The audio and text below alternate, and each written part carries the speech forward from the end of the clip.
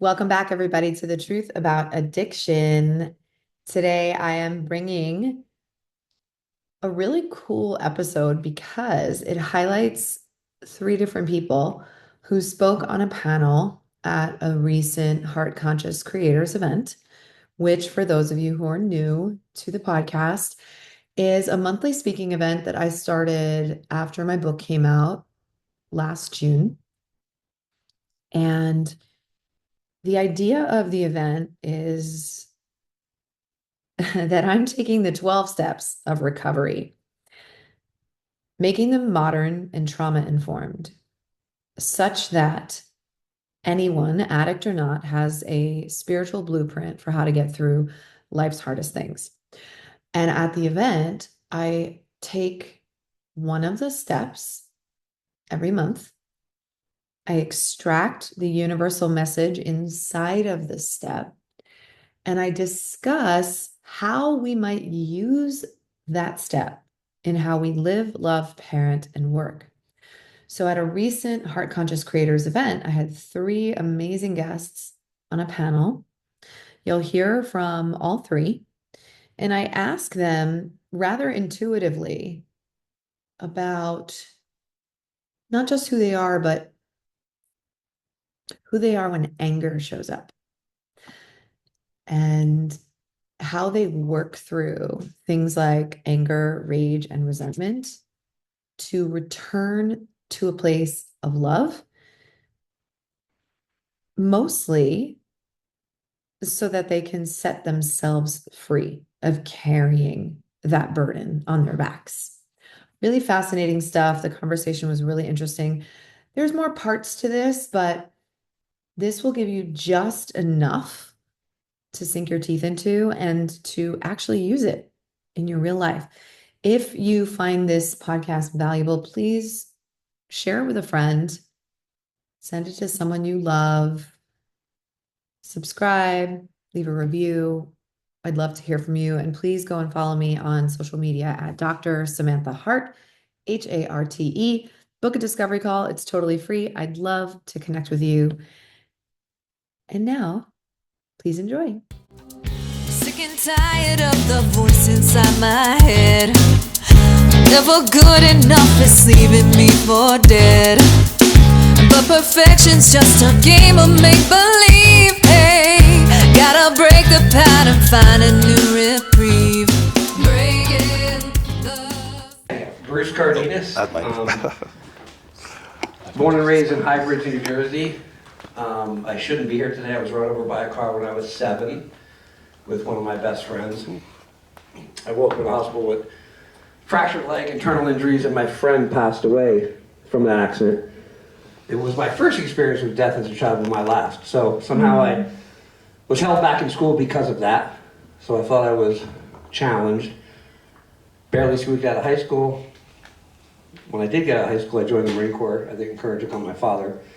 Because he basically said either pay rent or go in the Marine Corps, so I did that. And I grew up being in the Marine Corps. I became a man from being a boy, and fulfilled the boyhood dream of being a police officer here in LA, and bodyguard business, nutrition space, got involved with selling a $1 billion nutrition company and working on our second $1 billion brand. No big Lived deal. with an alcoholic son. My mom was an alcoholic growing up. Alcoholic drugs have plagued our life, my family's life, and somehow I have avoided that bullet my entire life. So. Thank you. Amy. Yeah, Bruce. My name is Amy, and I am a 16-year military veteran. I'm a board member of the Illuminating Collective, which is a nonprofit supporting military veterans and first responders with plant medicine. So we do medicine retreats, bufo, MDMA, psilocybin, ayahuasca, ibogaine, things like that in Texas to help them overcome PTSD and depression and other mental health issues. I also have a podcast. It's a Q&A show, and I focus on spirituality, mental health, mindset, military transition, getting them out of PTSD and things like that. So I'm excited to be here and talk all about the relationship stuff. Yes. Thank you. Hi guys, I'm Jacob Wilson. I'm a little bit of an enigma. I'm kind of all over the place. I'm an actor, I was a frontman for a metal band for many, many years, so that was a fun chapter of my life, and also a bit of a tumultuous chapter of my life, with drugs and alcohol and partying and all of those things. Also can relate to Bruce's sentiment of, I feel like there's been several moments in my life with drugs and alcohol where I could have easily not been here today, and I'm very grateful to be here, sharing the stage and sharing a little bit of the wisdom I've collected along the way. I also worked for the past about 6 years in sales for a health and life coaching company. That chapter of my life is closing to focus more on my career as an actor, and I'm very, very excited for that. I just fulfilled my vision of finding a great manager in January, and I just felt like it was time for me to focus on building my dream, and I'm happy that I contributed to somebody else's over the last few years. I gained a lot of knowledge, but it's time to build my dream. So thanks for having me here. You're welcome. Bruce, first of all, you built $1 billion brand. Can we just have a moment of silence for that unbelievable accomplishment? It was it wasn't just us. I know. In your business endeavors, can you take me back to a time when somebody crossed you? Financially, emotionally, someone sort of pulled the rug out from under you. What happened? What did you do? How did you pivot? Yeah, it's happened several times, but one more specifically, I had started a protection business, a personal protection business, bodyguard business, and I did it all on my own. I was a one-man show. And I got to the point where I was so big, I always look back and think I was a dumb kid from New Jersey, and it's a multi-million-dollar business. And I needed help, and someone approached me and said, hey, I could help you with your business. I'm a former Marine, and I'm in the bodyguard space too. And I made him a partner. And I remember my dad when I was a kid, he said, he never had partners. He said, you just gotta be careful who you get in bed with, literally. But I made him a partner, and I kind of took my eye off the business per se. I was worried about the relationships, and he started stealing money and writing checks to himself. And I've always been the front man. I've always been the relationship guy. All I knew was money in his bank, and we were paying our bills. I never even knew what we had. And my accountant called me one day and says, hey, Bruce, your payroll's due, and you don't have enough money to make payroll. And I go, that's impossible. And then she dove deep, and here I am. I was devastated because I gave him anything he wanted. As a matter of fact, I was so devastated because that year we were doing so well. I bought him a brand new Harley Davidson for his birthday. Just bought it, my own pocket. And then at Christmas, I bought him a Rolex watch. And then that happened, and I literally was like, I think I cried even to myself, even privately. And then I had to confront him. And he's married with 2 kids, and he's like everyone that steals, well, no, that's not what, and I'm like, no, you don't understand, I want to have you executed, well, you stole money. But I had a calmer sense. I was an adult, I'd already had kids, so I knew I didn't want to go to prison. So I had to take a legal route, but I was so crushed because I let him in my family, in my world, you know what I mean? I still haven't gotten over that. Then I realize now, even though I'm a very trusting person, and I believe in everyone, whenever everyone says, hey, I want to do business with you, I'm always like, okay, here we go. How good are they? How bad are they? It's hard to evaluate people, so. What would trust look like? So here's the thing, I have a saying, I trust everyone until I have a reason not to trust them. If I met anyone, I still would have full trust in somebody. I was just a little naive I wasn't paying attention to what I should have paid attention to, if that makes sense. Because I trusted him so much. Especially when someone, hey man, thanks for the opportunity, I love you, you've made my life better, but you're stealing from me. Have you ever spoken to him again? No. Once we went part ways and it cost me lawyer fees, no, he disappeared. Okay. I have a lot more to ask, but we're gonna keep going down the line. This is good. This is good stuff. Amy. Same question? No. Oh, I'm excited. You're a veteran, and you went to Afghanistan, right? You were there, you were serving this country for a long time, 16 years, right? Okay.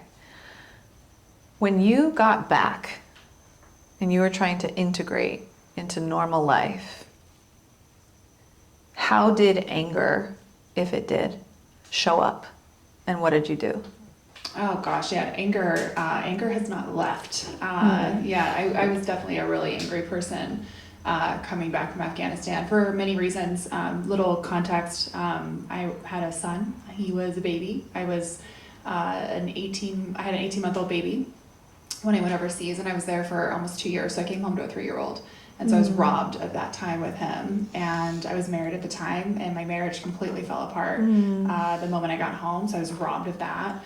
And then, I had all these issues. I came home with an addiction to Ambien myself, which is what the military would throw at you when you were in the war zones, trying to sleep, helicopters all around, mortars going off, you name it. They would just throw Ambien at you and put you on SSRI medications. And so when I came home, I was like a wad of anger. I'd had friends commit suicide in the war zone that I was in. I'd lost soldiers, fellow service members, overseas as well. There's no coming home to that mess and having gone through that type of situation, not being angry. And so I was trying to unravel that for the next 10 something years with the VA system. Every medication you can think of, talk therapy, nothing worked at all. Nothing would even scratch it because it was all masking. It was all, try this and see if it helps, try this, see if it helps. And it just this continual pattern of doing what little the Western Medical Society could do for me, for any of the service members, which is why we have such a high suicide rate today. They just weren't getting to the root cause of it. So I came very, very angry. And it wasn't until this last year, actually, where I had discovered the power of ancient plant medicine. So working with psilocybin, working with bufo, which is a frog poison, et cetera, where these are ancestral medicines, that I actually found some relief. And why did that stuff help me? Because it gave me the ability to get it out somatically. So I was able to cry for the first time. I was able to yell for the first time. I was able to scream for the first time. I was able to process these deep emotions that are trapped in your body, where the trauma is stored. And with those tools, I was able to basically open the portal to myself and actually process what I had been through that created this like anger ball that I was. And ever since I went through that experience myself and found just such deep healing and deep release, I still am a little bit angry from time to time, and I'm still working on it. But where I'm at today to where I was a year ago is night and day different. So anger is a really interesting thing. And I think when you ask anger, why are you angry? And you start peeling back those layers, there's always a reason, and there's usually a little boy or a little girl inside you that has just really been through some shit. So when I see an angry person, I really can empathize. And of course I still go through like the normal defensive things, LA traffic, things like, things like that. But at the same time, if I can sit and calm down and give it a breath, I can realize actually that little boy or little girl inside that person too is just, they're screaming for help.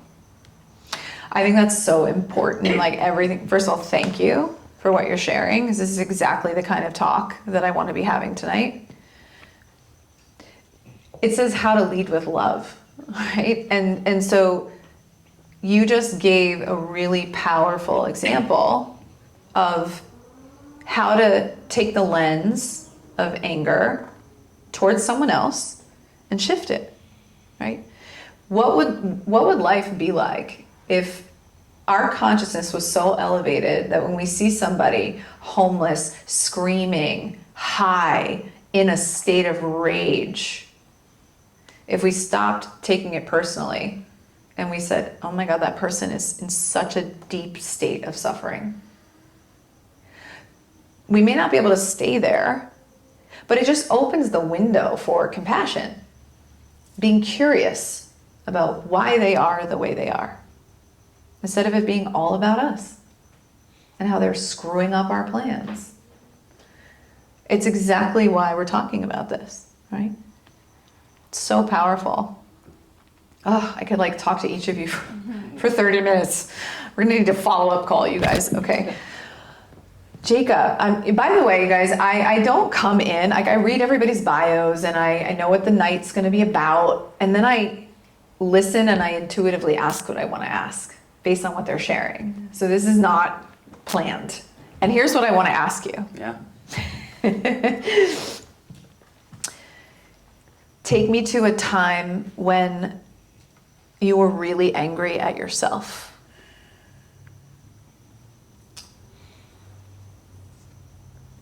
A time when I was really angry at myself. I think to me that has to stem back to what we talked about on your podcast. But I'm going to be very vulnerable and open with y'all in this space. So I identify as a gay man, and that was something that I really struggled with growing up. It was something that I tried to suppress, something that I was taught by society and my parents, who I'm on good terms with today. Thank God, literally.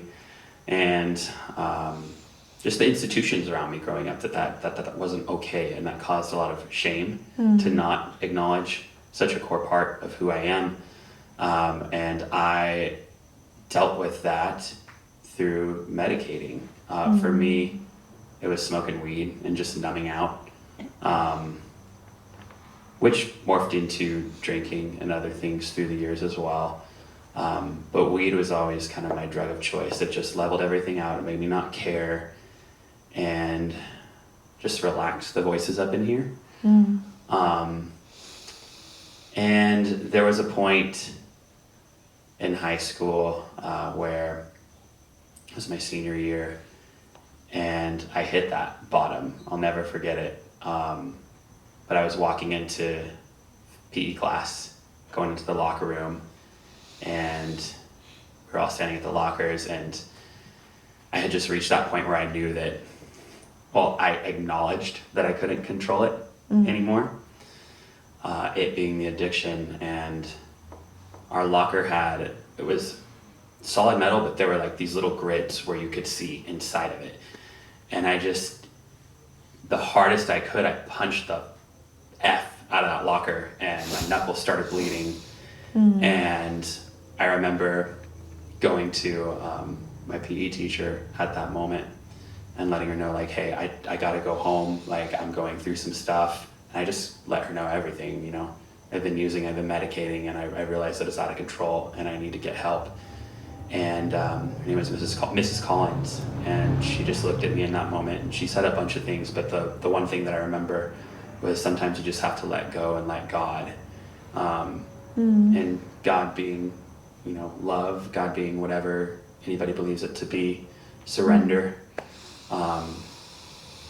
And that was the beginning of that journey of really trying to reconnect to myself. But I dealt with a lot of anger for, you know, I'm very much a type A kind of person. I wake up every morning and I, you know, plan my day on my calendar, I script my day, and I've always been the kind of person to want to control what I can control, and now I do so in a healthy way, right? But when you have that tendency, it can be very easy to get sucked into wanting to control all the shit that you just can't control, and you get obsessed about it, and it drives you insane. So I dealt with a lot of anger towards myself and towards, you know, in all honesty, the institution of the church for not causing me to feel, because that shame ultimately came from me. It was influenced from external factors, but I carried a lot of anger towards myself and towards the church ultimately for a lot of hurt and pain that I carried around. And nowadays, you know, I realize that my faith and spirituality journey looks a lot different than most other people who label themselves as Christians. You know, I'm very open with my faith. I do believe that I can be a queer person and be a Christian. I don't think that that's contradictory, and I realize that might upset some people to say that, and I don't care, because I know that God loves me. And you know, beyond all that, I don't want this to turn into a church talk, but I just think that the world needs more love, man. because that's what that shame and anger was. It was a lack of love for myself. And you just gotta love more, man. You know? So I love that. Amen to that. thank you. Is that a church pun? Maybe. Okay, Bruce, I want to go down the line one more time for each of you. If that man who crossed you was here tonight, We get better. Yeah. and you could see him as a sick man who did the best he could with the very limited tools that he had, and he wanted your forgiveness, what would you say? Yeah, for sure. I would forgive him. And this goes back to my little brother was 3 years younger than me. I used to bully the shit out of him when you know, typical older brother. Fast forward, he's in his 30s, and he came out that he was gay, but he also had brain cancer. And I remember visiting him in the hospital, and his partner was there. And I was that big brother that would call him bad names. And I asked him for forgiveness. And he said, you don't need to, he was a kind of a funny guy. He goes, you don't need to forgive me, you were just a dumb meathead when you were a kid. But I used to call him brutal names. And so I had to ask him for forgiveness. So I've asked for forgiveness my whole life. Even when I was a cop, I learned empathy because my older brother was in and out of prison. A very bad dude. But I loved him because my brother had a drug and alcohol problem. And when I would encounter people on the street, anytime it involved drugs or alcohol, or they did things based on drugs or alcohol, I concluded that many people are a paycheck away from a crisis. And I had to learn empathy and forgiveness. And so fast forward to this guy, I'm always going to be able to make money. He probably needed it more than me, I guess, right? That's why he stole from me. So I'm very forgiving in that. I'm not tense, but life is extremely short. And, you know, my father died, crazy enough, my brother's got brain cancer, my dad dies of colon cancer within 6 months, so there's a lot of forgiveness I want, because I don't felt I ever had the greatest relationship with them. But anyway, I'm very forgiving of anyone that's ever done me wrong, because my journey is going to be over soon, and, you know, at some point, and I hope people forgive me for anything I've ever done. Like, I was a horrible father early on. My kids didn't grow up with me. Now we're best friends, but I have 20 years that it was strenuous and tumultuous, and you know, my son's an alcoholic now. What's really painful for me is I have all this access to some of the most successful people in the world that have run rehab centers. I've had friends of mine call me and say, Bruce, I normally get $10,000 like a week to consult people. Just send them here, I'll pay for everything for free, and my son will not get help. And everyone says, he's gonna have to hit rock bottom. I thought he's had rock bottom because he's totaled a car, but he still won't get help. So that's where I'm really helpless in life, is your own son. I have got the biggest resources in the world. I've had some of the wealthiest people in the world say, I'll fly him on my jet. He just won't do it. So anyway, I got a little off track there. So I'm becoming a very forgiving person, because I feel like he's probably going to die doing what he's doing, and I want to make sure I have a great relationship, or he knows I love him. Does that make sense? Yeah. I probably got a little off track, but No, you didn't. Okay. No, I think, first of all, that's so beautiful that you got that vulnerable. Like, it really makes me want to tear up, and I have so much in common with you, as you know, more than I realized. I think you said so many things about forgiveness. I mean, we're here to talk about how to clear out anger, right? And looking for tools of how to do that. You said something about how fast life goes. And it's hard to have urgency in our lives when we're young. It's hard to have urgency when we haven't lost people we loved. But man, if I could give you guys the gift of urgency to remember how short and precious this whole thing is, so that you can keep defaulting to love and compassion and curiosity instead of anger. That is the thing I want you to take. And you said that, Bruce. I started my kind of civilian corporate career and everything in tandem of still being in the military, serving on the National Guard front in 2016. So my healing journey has been going on. I started taking SSRIs and doing the healing stuff actually while I was in Afghanistan. So like my healing journey has been going on for a really long time. I just finally found actual root cause release. That's what I mean. Last year, yeah. And so over that time, I mean, like I was a super angry person 1 year ago, you know, and so like, but I tried all the tools, right, all the therapy tools and all of that, and for me those were completely ineffective. I think, you know, the tools that therapists give you and the resources online and all of that are helpful, and for some people they're perfect. But for me, it was the type of trauma that I had was just like so ingrained in my DNA and my system, and probably generational. You know, it's passed down from my father. It's literally passed down from my mother. It's literally living in my cells, right? This is fact. I mean, you're a doctor. You know, there's a lot of science to kind of back up how cells are formed, and you know what type of DNA things come through, and how you make a new baby. Like you literally get given the trauma from your parents if you didn't know that. And so I was just one angry person, and half of that trauma wasn't even mine. It was my parents. And so none of those tools were helpful because it was so bad. And so the tools that I have now in my toolkit are things like breath work, which is one of the biggest things. Like if you're not someone that's comfortable trying a medicine journey and looping that into your experience of healing, breath work, it sounds silly to a lot of people, especially to me. Asked me a year ago, I would have been like, you're ridiculous. Like absolutely ridiculous. Like I'm not going to sit here and breathe. In fact, I have no time for that.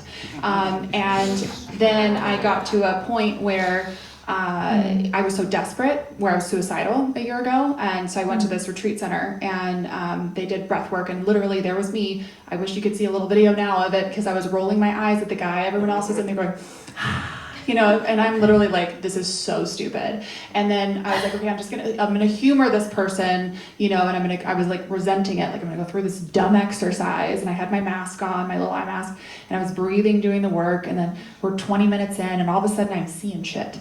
And I'm like, whoa, I'm having visuals. And the guy's like, stick with me now. And we're going through this whole exercise for like 30, 45 minutes of breathing. And I realized I was like on another planet, you know, like I was actually able to calm down. I was able to control my heart rate. I was able to release the tension and release the trauma, and you know, that I was experiencing from the day or whatever. And so breath work is one of those tools that I just encourage people, if you haven't tried it, Google it. It's free. And oxygen, it's free. Like you don't need money, you don't need therapy for this. This is stuff you can do on your own. So breath work is like number one.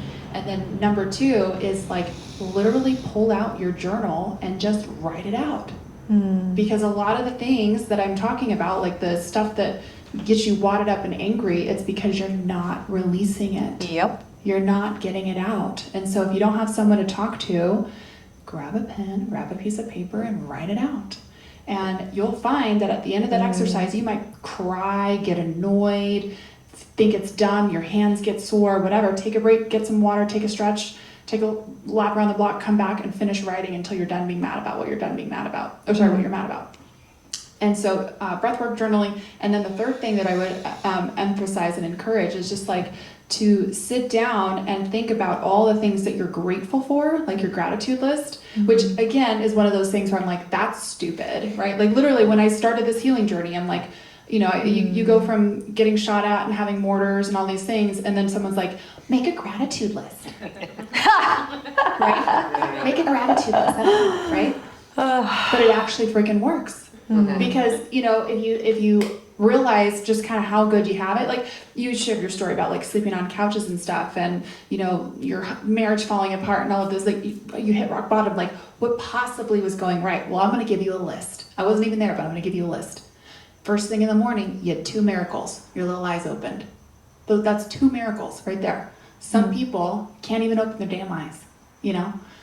Your oxygen, I can breathe. Some people need a machine to breathe, you know? Like you just start going down the little things. My hair's growing, I'm not bald, right? Like, I mean, like there's all these the list of things that you can come up with, right? Just all the little stuff. I have shoes on my feet. I have food in my belly. I have a roof over my head. You know, and even if you're on somebody else's roof, thank God you got a friend to sleep on the couch. Yep. You know, so when you go down that list, you'll find out pretty quickly you got nothing to be mad about.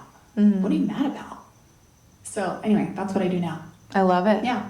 I love it. And I want to say something about gratitude, because now there's all this research, and so everyone's talking about it, and we're a little bit in like the eye roll phase of gratitude.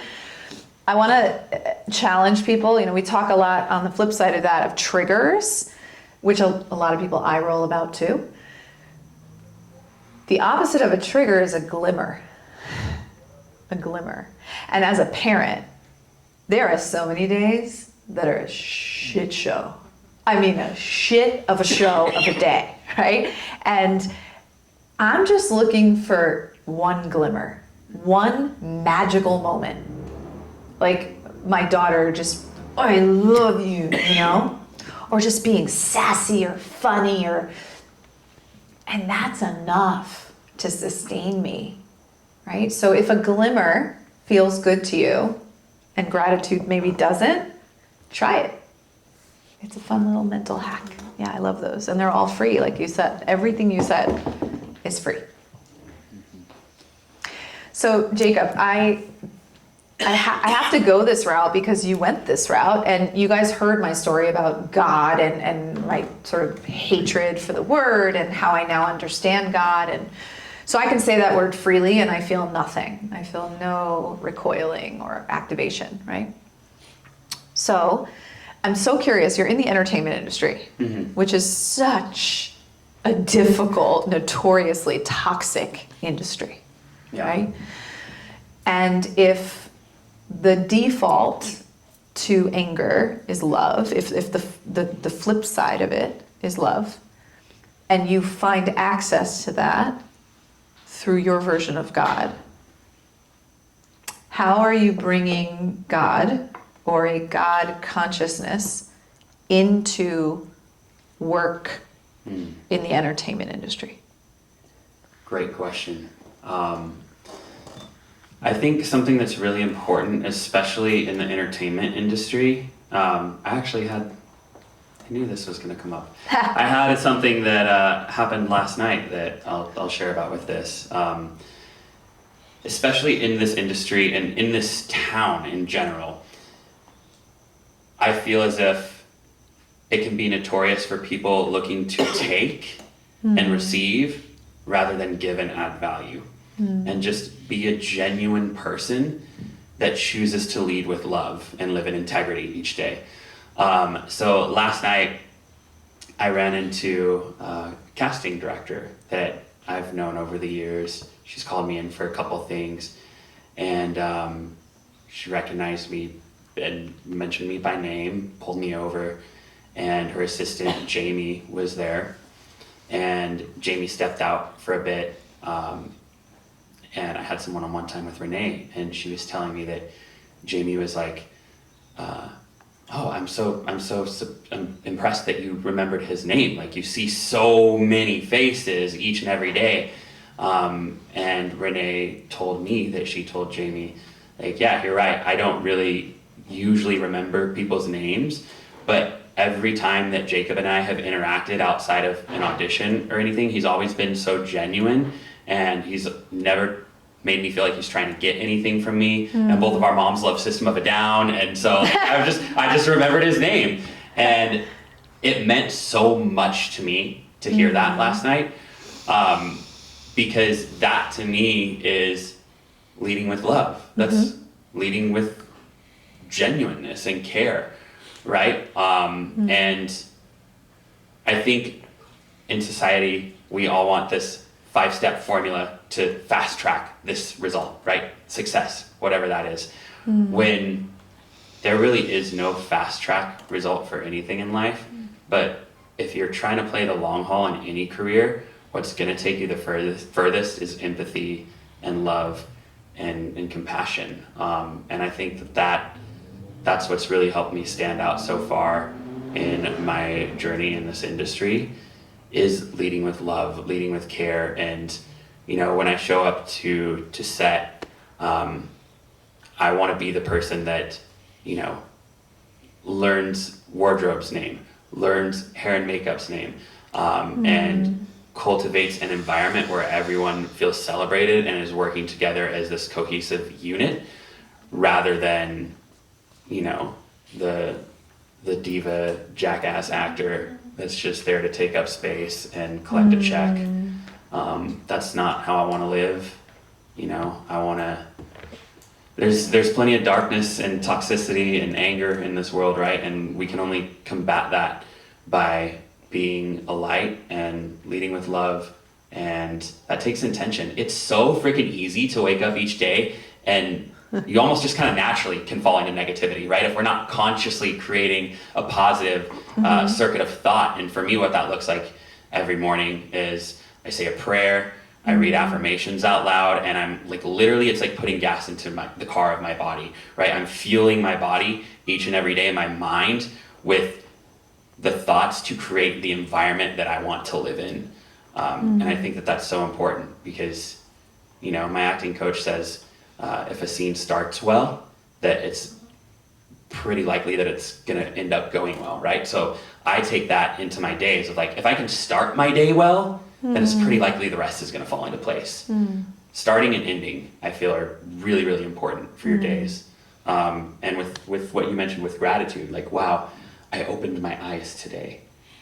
I took a breath today and I'm not attached to a machine. That's one of the first things I do each morning is I'll just roll up out of bed and I'll dangle my feet over the bed and I'll just say, thank you, God, thank you, whatever that is for you. And that's just a little simple practice that I think makes a big difference. Just taking that moment, first thing, roll out of bed, dangle your feet over and say thank you out loud or mentally. You know, you have feet that work, you have lungs that can work, and eyes that opened, and not everybody gets that every day. Every day is a blessing, you know?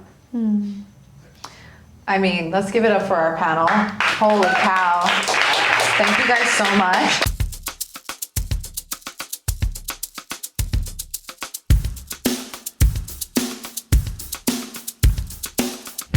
Waking up, I hear the desperation call. I turn my back and hit my head against the wall. Don't need a crucifix to take me to my knees. Whipping my mistakes to jump over the grief. Breaking the circuit, making it worth it. Oh, sick and tired of the voice inside my head. Never good enough, it's leaving me for dead. But perfection's just a game of make-believe. Hey, gotta break the pattern, find a new reprieve. Breaking the circuit, making it worth it. Oh, I am ready to make a change. I am big, that my pain. There's a knowing deep inside. I gotta let this life. I can be brave and afraid at the same time. Practice self-compassion, start to calm my mind. Taking tiny steps to loving all of me. Trust the process, cause it's gonna set me free.